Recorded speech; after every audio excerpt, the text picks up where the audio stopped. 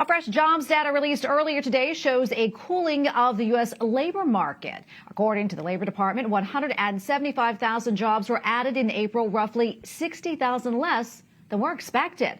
The unemployment rate rose to 3.9%. That is up slightly from March, and wages also rose a modest 0.2%. And here to help us sort out these numbers is Jeffrey Campbell, an economic professor from the University of Notre Dame. Professor, thanks so much for coming on. We appreciate it. So let's talk about these numbers here. They fell short of expectations in April.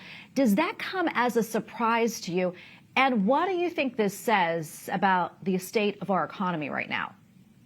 So it doesn't come as much of a surprise to me at all. It's well within the range of the kind of month-to-month variation we see in these numbers. When we say we're expecting 250 or so, 250K, really that's kind of an average that we're looking for.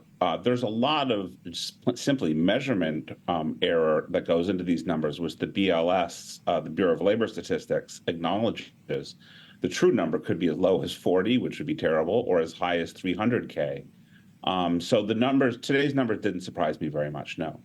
And I don't think it really says very much about the underlying or weakness.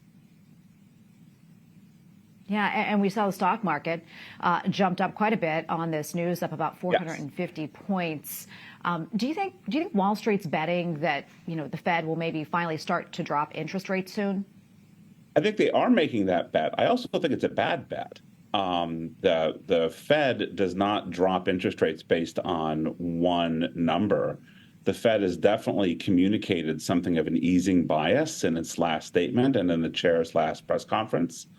But it's not such an easing bias that this relatively benign number would lead to substantial changes in the interest rate scenario.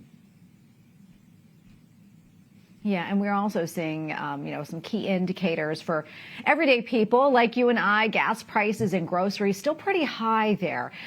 Do you think that we could see maybe prices level off or drop a bit?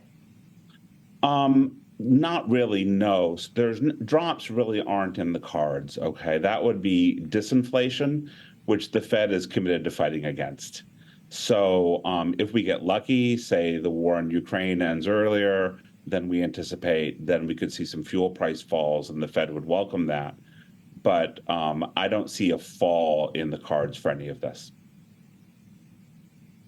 Yeah, almost out of time here, about 30 seconds left or so, Professor. But any predictions on what we can see going forward for the rest of the year? Well, more or less, more of the same. I think that the GDP number came in for last year as pretty much at target, 1.6%. Target is going to be about 1.8.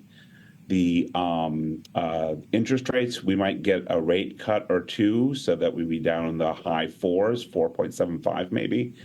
And the jobs number should keep coming in at around 250,000 per month, but with some ups and downs.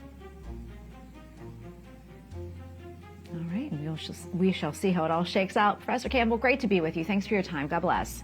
Thank you. Likewise.